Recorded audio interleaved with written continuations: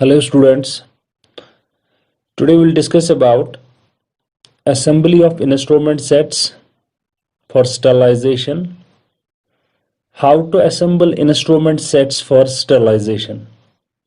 आज का जो हमारा टॉपिक है वो है assembly of instrument sets for sterilization। Instrument sets को हम कैसे असेंबल करते हैं स्टरलाइजेशन पर्पस के लिए। तो इंस्ट्रूमेंट जो होते हैं हम एक ट्रे बनाते हैं स्टरलाइजेशन ताकि हम उनको स्टराइल करेंगे आफ्टर पैकिंग। सबसे पहले उन इंस्ट्रूमेंट्स को उन सेट्स को असेंबल करना होता है। इंस्ट्रूमेंट्स जो होते हैं सेट्स में असेंबल करना होता है। तो इंस्ट्रूमेंट्स का जो वेट होता है वो ट्रे के अंदर इक्वली डिस्ट्रीब्यूट होना चाहिए ताकि स्टीम जो होती है वो इक्वली पेनिट्रेट हो जाए स्टरलाइजेशन पर्पस के लिए और बाद में ये इंस्ट्रूमेंट्स प्रॉपर्ली ड्राई भी हो जाए। अब जब भी हम कोई ट्रे बनाएंगे तो ये ट्रे जो होती है ओवरलोडेड नहीं होनी चाहिए। ट्रेज ओवरलोडेड नहीं होनी चाहिए, इसमें ज़्यादा इंस्ट्रूमेंट्स नहीं होने चाहिए क्योंकि अगर इंस्ट्रूमेंट ज़्यादा होंगे या हेवी सेट्स होंगे जिनमें इंस्ट्रूमेंट्स ज़्यादा होंगे तो उसमें स्टरलाइजेशन कंडीशन जो होती है वो अचीव करना डिफ़िकल्ट होता है। स्टरलाइजेशन कंडीशन जो होती है वो अचीव करना डिफ़िकल्ट होता है हेवी सेट्स में, ओवरलोडेड ट्रेज में। तो इन क्लोज्ड कंटेनर इंस्ट्रूमेंट सेट जो होता है, क्लोज्ड कंटेनर इंस्ट्रूमेंट सेट, तो उसका वेट जो होता है वो 25 पाउंड से ज़्यादा नहीं होना चाहिए। 25 पाउंड से ज़्यादा नहीं होना चाहिए क्योंकि इन इंस्ट्रूमेंट ट्रेज को बाद में हमें लिफ्ट भी करना है। एक पर्सनल होगा जो उसको लिफ्ट भी करेगा, मूव करेगा पैकिंग एरिया तक, तो पैकिंग भी करनी है, बाद में स्टरलाइजेशन भी करनी है, तो उसके बाद भी इनको कैरी करना है, लिफ्ट करना है। तो वेट ज़्यादा भी नहीं होना चाहिए और इंस्ट्रूमेंट्स ओवरलोडेड भी नहीं होने चाहिए ट्रे के अंदर। तो इंस्ट्रूमेंट असेंबल करने के लिए फॉलोइंग स्टेप्स जो होते हैं वो फॉलो करने होते हैं। कुछ स्टेप्स होते हैं जो कि फॉलो करने होते हैं। सबसे पहला स्टेप जो होता है असेंबली, जब भी आप असेंबल करोगे इंस्ट्रूमेंट्स को आप ट्रे के अंदर असेंबल करोगे स्टरलाइजेशन पर्पस के लिए, तो सबसे पहले आपको क्या करना है, ये जो इंस्ट्रूमेंट्स होते हैं सर्जिकल इंस्ट्रूमेंट जो कि आप एक सेट बना रहे हो किसी भी प्रोसीजर के लिए, तो इसको स्टरलाइजेशन करनी है। तो उस सेट को आप पहले असेंबल करोगे जिसमें कॉम्बिनेशन ऑफ इंस्ट्रूमेंट्स होंगे, डिफरेंट इंस्ट्रूमेंट्स होंगे। तो सबसे पहला पॉइंट जो है असेंबली के लिए, जब भी आप असेंबल करोगे इंस्ट्रूमेंट्स को, इंस्ट्रूमेंट सेट्स को, पहला स्टेप जो है ये जो इंस्ट्रूमेंट्स होंगे ये ड्राई होने चाहिए, प्रॉपरली ड्राई होने चाहिए, प्रॉपरली ड्राई होने चाहिए। ड्राई होने के बाद जब इंस्ट्रूमेंट्स ड्राई होंगे, पहला स्टेप जब भी आप असेंबल करोगे इंस्ट्रूमेंट्स को ये ड्राई होने चाहिए। और इंस्ट्रूमेंट्स जब भी आप असेंबल करोगे सेट के अंदर तो उससे पहले ये क्लीन होने चाहिए, क्लीन होने चाहिए ताकि ये सेफ होंगे हैंडल करने के लिए। इन पे ब्लड नहीं होना चाहिए, डेब्रीज नहीं होने चाहिए। तो टर्मिनल स्टरलाइजेशन पहले करनी होती है। जब भी आप इंस्ट्रूमेंट्स असेंबल करोगे एक तो इंस्ट्रूमेंट्स ड्राई होने चाहिए और क्लीन होने चाहिए, उन पे कुछ ब्लड नहीं होना चाहिए, बोन पार्टिकल्स या टिश्यूज नहीं होने चाहिए ताकि ये सेफ होंगे हैंडल करने के लिए। अब उसके बाद दूसरा स्टेप जो है, जब आप असेंबल करोगे इंस्ट्रूमेंट्स को आप काउंट करोगे। जितने भी इंस्ट्रूमेंट्स आप ट्रे के अंदर रखोगे उन इंस्ट्रूमेंट्स को आप काउंट करोगे और काउंट करने के साथ साथ इसको आप रिकॉर्ड करोगे। हर किसी टाइप का जो इंस्ट्रूमेंट होगा तो उस टाइप के इंस्ट्रूमेंट्स कितने हैं उनको आप रिकॉर्ड करोगे। एक प्री प्रिंटेड फॉर्म होता है, फॉर्म जो पहले ही बना के होता है, तो उसमें आप ये रिकॉर्ड करके रखोगे। तो ये जो प्रिंटेड फॉर्म होता है जिसपे आपने रिकॉर्ड किया, काउंट करके रखा इंस्ट्रूमेंट्स को, ये आप इस ट्रे के साथ रख सकते हो। बेस्ट चॉइस है कि आप इसको फिक्स करो, इस ट्रे पैकेज जो होती है पैक करने के बाद उसके बाहर रखो अटैच करके। और इंस्ट्रूमेंट्स जो होते हैं इंस्ट्रूमेंट्स को एक डेफिनेट पैटर्न में उनको रखना होता है, अरेंज करके रखना होता है ताकि ये डैमेज ना हो जाए। और जब भी आफ्टर स्टरलाइजेशन जब आपको कोई प्रोसीजर करना होगा, जब आप इंस्ट्रूमेंट सेट को ओपन करोगे तो रिमूवल करने के टाइम आपको इंस्ट्रूमेंट रिमूव करने में डिफिकल्टी ना हो, तो इसीलिए इनको प्रॉपरली अरेंज करके रखना होता है, एक पैटर्न में अरेंज करके रखना होता है। और हेवी नेक्स्ट स्टेप जो है, हेवी इंस्ट्रूमेंट्स जो होते हैं, जितने भी हेवी इंस्ट्रूमेंट्स होते हैं लाइक रिट्रैक्टर्स होते हैं, उनको ट्रे के नीचे रखना चाहिए, bottom of the tray. Tray का जो बॉटम होता है वहां पे रखना होता है। हेवी इंस्ट्रूमेंट्स लाइक रिट्रैक्टर्स जो होते हैं उनको वहीं पे रखना होता है।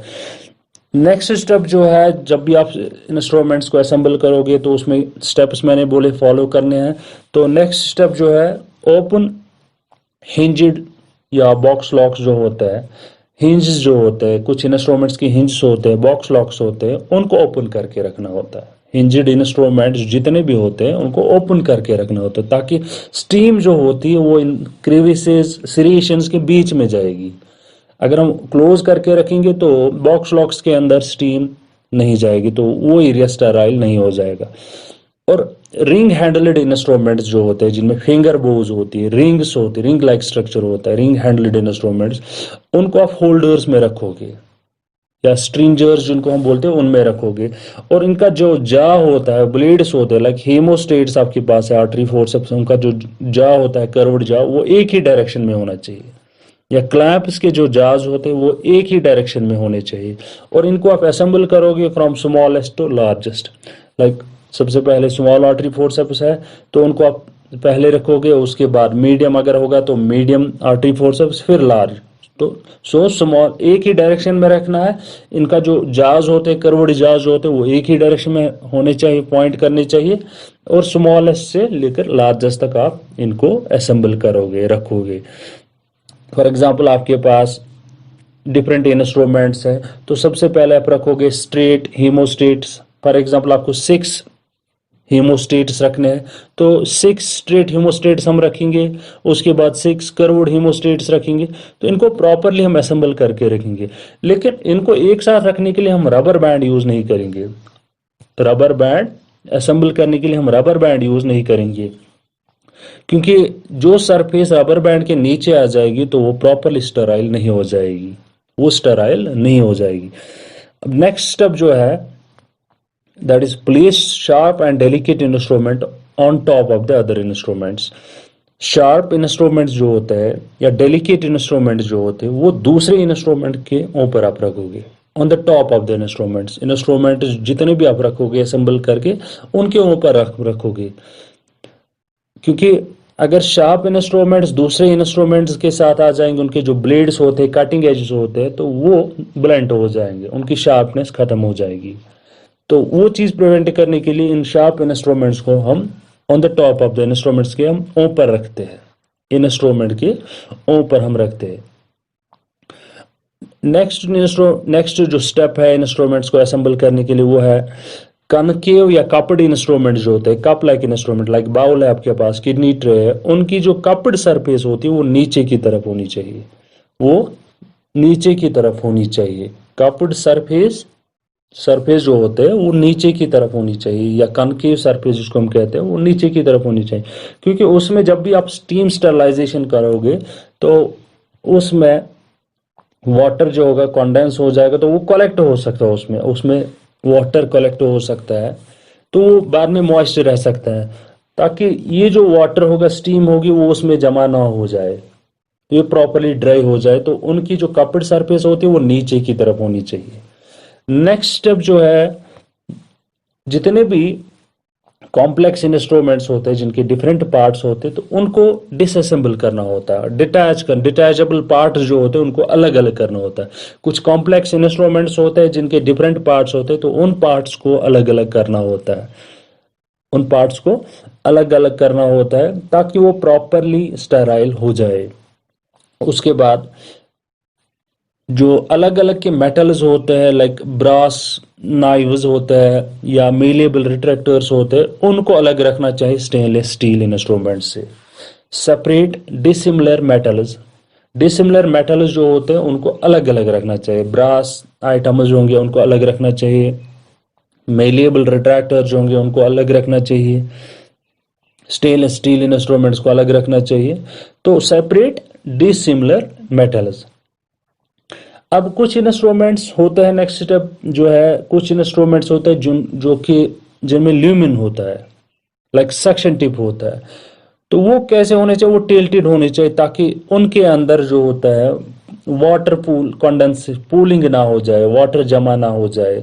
अब स्टीम स्टरलाइजेशन जब हम करेंगे तो उसमें वाटर कलेक्ट हो सकता है, वो चीज़ प्रिवेंट करने के लिए टिल्टेड होने चाहिए, तो ताकि उनमें जो वाटर होगा वो कलेक्ट ना हो जाए।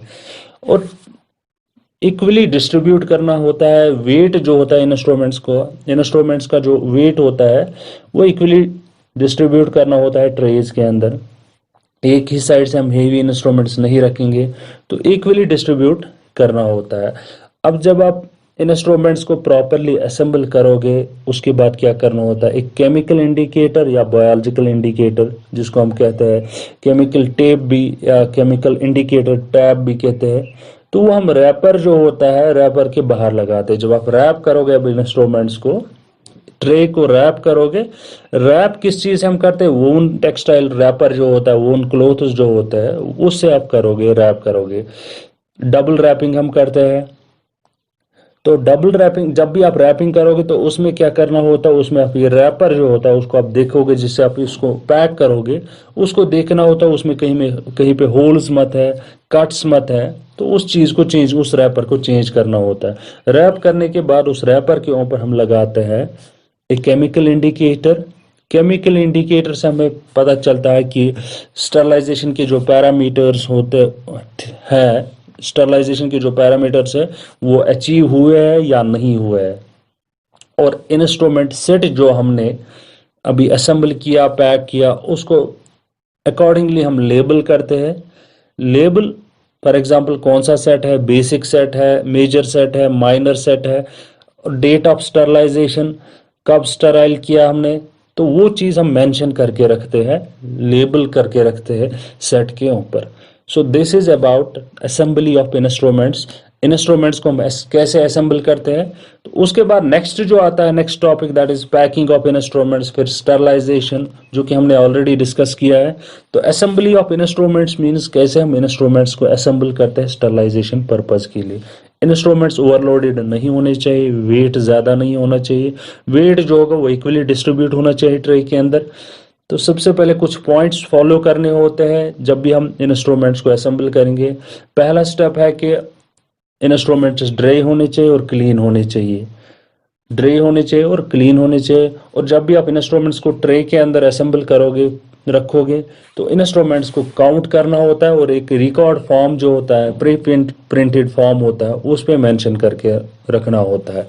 इंस्ट्रूमेंट्स को हम एक डेफिनेट पैटर्न में अरेंज करके रखते हैं ताकि बाद में इंस्ट्रूमेंट्स को हम इजीली रिमूव भी कर सकेंगे, ये एक दूसरे के साथ टैंगल ना हो जाएगी, तो उससे डैमेज भी हो सकते हैं। और हेवी इंस्ट्रूमेंट जो होते हैं, रिट्रैक्टर्स होते हैं, उनको हम ट्रे के नीचे रखते हैं। हिंज्ड इंस्ट्रूमेंट्स या जिनमें बॉक्स लॉक्स होते हैं उनको हम ओपन करके रखते हैं।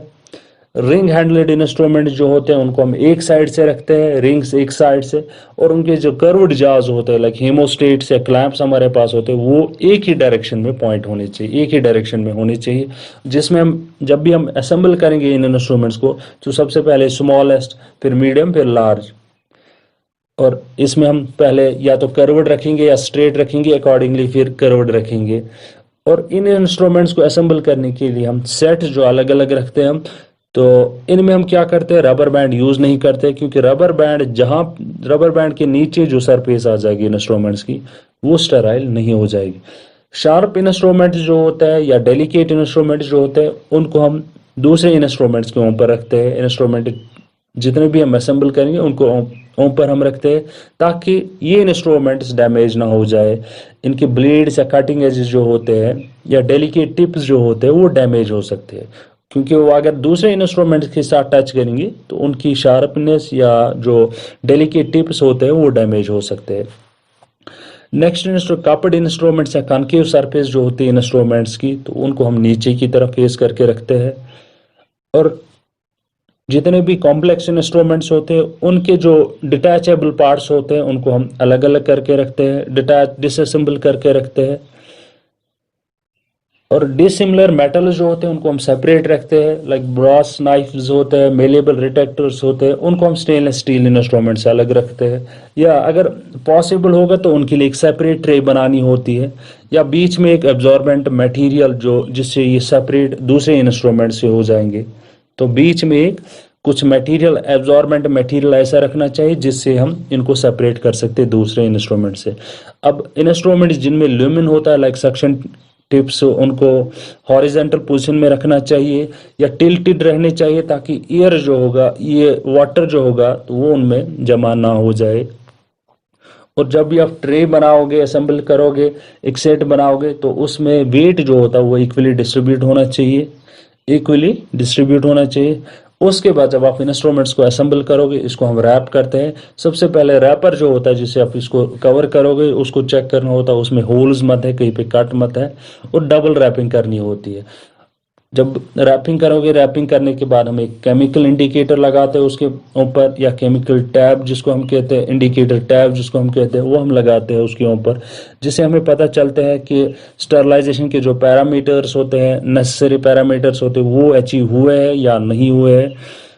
फिर सेट जो होता है, जो हमने पैक किया है, जो हमने असेंबल किया, उसको हम लेबल करते हैं कि ये कौन सा सेट है, basic set, minor set, major set, जो भी सेट होगा अकॉर्डिंगली हम उसको लेबल करते हैं, डेट ऑफ स्टरलाइजेशन मेंशन करते हैं।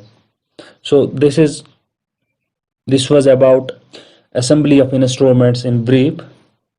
Hope you understand. Thank you.